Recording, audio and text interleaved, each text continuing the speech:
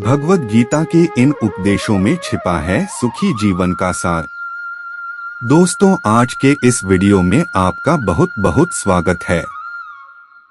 दोस्तों, आज हम हिंदू धर्म के कई महान ग्रंथों में से एक भगवद गीता में दिए गए कुछ सीखों और विचारों के बारे में डिस्कस करेंगे, जो हमें जीवन जीने का तरीका सिखाते हैं। भगवद गीता इस धरती का सबसे कीमती ज्ञान का स्रोत है। इस ज्ञान की असल में कोई कीमत नहीं है। इस ज्ञान में इतनी ताकत है कि यह आपको बदल कर रख सकते हैं, और इसका इतना महत्व सिर्फ ऐसे ही नहीं माना गया है। इसके पीछे एक बहुत बड़ी वजह भी है। भगवद गीता की बात अगर कोई जान ले तो उसे सफलता से कोई नहीं रोक सकता। देश भर में लोगों का तो ये भी मानना है कि जो भी इंसान इस ग्रंथ को पढ़ता है, उसे जीवन की सभी सफलताओं का राज पता चल जाता है। भगवद गीता में श्री कृष्ण द्वारा दिया गया वह ज्ञान है जो हर इंसान को जानना और समझना चाहिए, क्योंकि यह ज्ञान आपकी जिंदगी बदल सकता है और आपको अंधेरे और निराशा से निकालकर उसे खुशहाल जिंदगी की तरफ ले जाता है। भगवद गीता से जो सबसे महत्वपूर्ण और पहली सीख मिलती है, वह है फल की आशा मत करो बल्कि कर्म करो।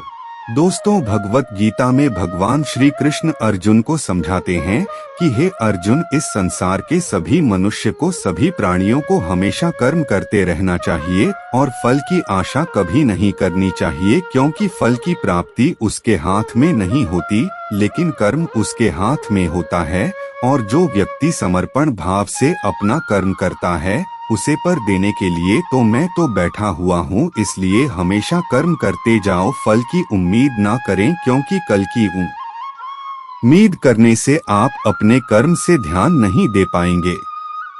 दोस्तों, श्री कृष्ण कहते हैं कि कर्म करने वाला व्यक्ति आज नहीं तो कल जरूर सफल होता है, लेकिन अकर्मण्य व्यक्ति जीवन में कभी भी सफल नहीं हो पाता। इसलिए अगर आप सफल होना चाहते हैं तो आपको अपने कर्म पर पूरा ध्यान देने की जरूरत है और हमेशा से ही अच्छे कर्म करने चाहिए, जिससे आपको अच्छे फल की प्राप्ति हो। दोस्तों, अगर कर्म करने के बावजूद आपको अपने मनचाहे फल की प्राप्ति नहीं हो पा रही है, तो कभी भी निराश नहीं होना चाहिए, बल्कि श्री कृष्ण के भरोसा कर आगे बढ़ने की चेष्टा करती रहना चाहिए। और यकीन मानिए, भगवान आज नहीं तो कल आपको सफल, समृद्धि और आपके कर्मों का सही फल जरूर देंगे। भगवद गीता में श्री कृष्ण द्वारा जो दूसरी सीख हमें सीखने मिलती है, वह है कि हमेशा हमें अपने धर्म के अनुसार काम करना चाहिए। अर्थात यदि कोई बच्चा विद्यार्थी है तो उसे पढ़ने में ही ध्यान देना चाहिए। सैनिक को अपने देश की रक्षा, राजा को अपने प्रजा की रक्षा और सेवा, माता पिता को अपनी संतानों को प्रेम, बच्चों को अपने बूढ़े माँ बाप की सेवा तथा शासक को शासन करना चाहिए। दोस्तों से यह कहना चाहते हैं कि हर व्यक्ति अपने कर्म यानी अपनी ड्यूटी को सही रूप से करेगा तो इस समाज में हमेशा संतुलन बना रहेगा, फिर कभी भी किसी को किसी से परेशानी नहीं होगी। दोस्तों, भगवद गीता में श्री कृष्ण द्वारा जो हमें तीसरी सीख मिलती है, वह है बदलाव का नियम। दोस्तों, श्री कृष्ण कहते हैं कि बदलाव ही जीवन का नाम है। श्री कृष्ण कहते हैं कि किसी भी इंसान को कभी भी बदलाव से नहीं डरना चाहिए, क्योंकि बदलाव हमेशा एक परिवर्तन लेकर आती है और यह परिवर्तन हमेशा अच्छे के लिए ही होता है। दोस्तों, अगर जीवन में बदलाव ना हो तो हम वहीं रह जाएंगे जहां हम आज हैं और हम कभी भी आगे बढ़ नहीं पाएंगे। दोस्तों, कभी कभी बदलाव या परिवर्तन हमें कष्ट भी देता है, पर यह कष्ट हमेशा के लिए नहीं रहते और आगे चलकर हमेशा सुख देते हैं। दोस्तों, आपने नदी के पानी को कभी सड़ते हुए नहीं देखा होगा, क्योंकि नदी हमेशा परिवर्तित या बहती हुई रहती है, कभी रुकती नहीं है। लेकिन एक तालाब का पानी जब परिवर्तित नहीं होता है, जिसमें बदलाव नहीं आता है, वह धीरे धीरे सड़ जाता है। ठीक उसी तरह हमारे जीवन का मायना तभी तक है जब तक हमारे जीवन में परिवर्तन या बदलाव है।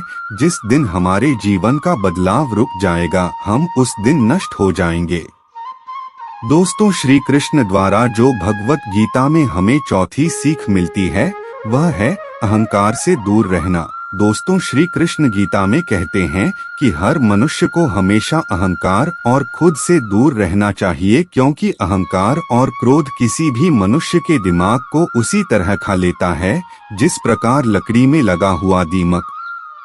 दोस्तों, अहंकार और क्रोध से वशीभूत व्यक्ति समाज में जहां भी जाता है, वहां उसे दूसरों से परेशानी होती है, क्योंकि वह हर व्यक्ति में अपने प्रतिद्वंदी की भावना को देखता है, जिससे उसकी बुद्धि और विवेक की भावना खत्म होती चली जाती है।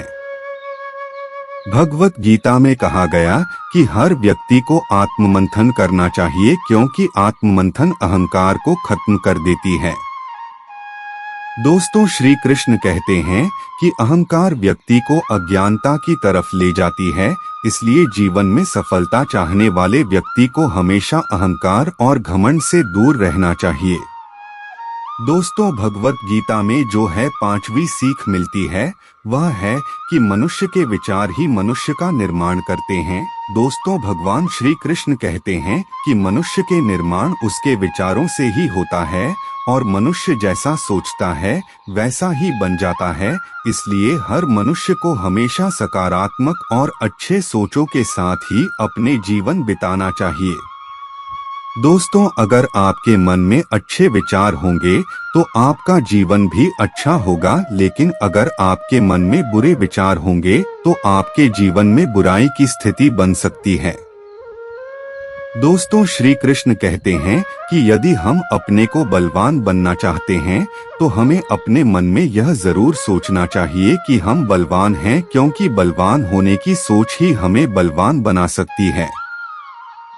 अर्थात कोई व्यक्ति कमजोर या ताकतवर, बुद्धिमान या बेवकूफ, अच्छा या बुरा अपने सोच के कारण ही होता है।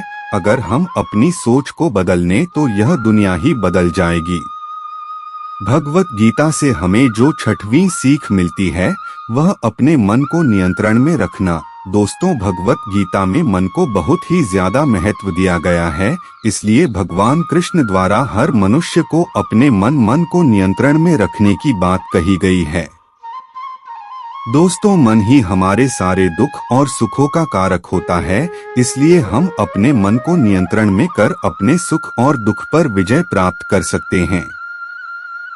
दोस्तों, भगवान श्री कृष्ण कहते हैं कि अगर कोई व्यक्ति अपने मन को नियंत्रित में कर लेता है तो वह उन सभी बुराइयों पर नियंत्रण पा लेता है जो उसे जीवन में आगे बढ़ने से रोकती हैं या दुख देती हैं। इसलिए अपने मन को हमेशा अपने नियंत्रण में रखना चाहिए, उसे कभी भी किसी भी चीज से विचलित नहीं होने देना चाहिए।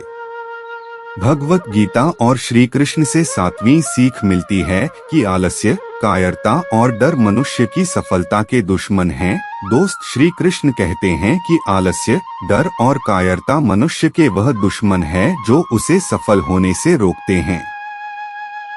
अगर आपको सफल होना है तो आपको अपना आलस्य त्यागना होगा। अगर आप आगे बढ़ना चाहते हैं तो आपको अपना डर छोड़ना होगा। दोस्तों, एक आलसी और डरपोक व्यक्ति ना अपने लक्ष्य को पा सकता है और ना ही अपने सपनों को पूरा कर सकता है, ना ही वह किसी युद्ध में विजय प्राप्त कर सकता है। इसलिए अगर आप अपने लक्ष्य को पाना चाहते हैं, अपने सपनों को पूरा करना चाहते हैं, तो अपनी जिंदगी से आलस्य और डर को निकाल दीजिए, क्योंकि डर आपको वह सभी काम करने से रोकता है जो आप करना चाहते हैं, और आलस्य आपको वह काम करने ही नहीं देना चाहता जो आप कर सकते हैं।